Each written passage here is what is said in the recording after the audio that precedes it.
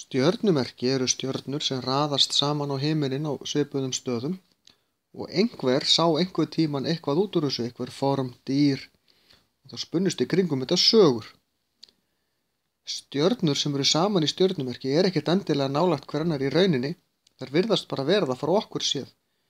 Því að stjörnur sem virðast vera hlið við hlið, önnur þeirra getur verið langt fyrir aftan hina, en af því að hún er skærari, þá virðast þær vera svipabjartar og nánast hlið við hlið, þó þær séu það ekki.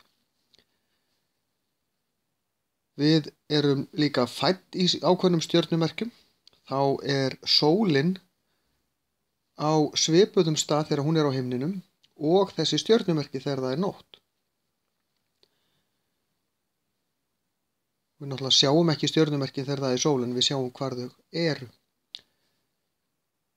Stjörnumerkin í dýrahringnum, þessi sem við erum fædd inn í, eru 12, þó á himninum séu þau 13. 13. merkið heitir Naðurvaldi.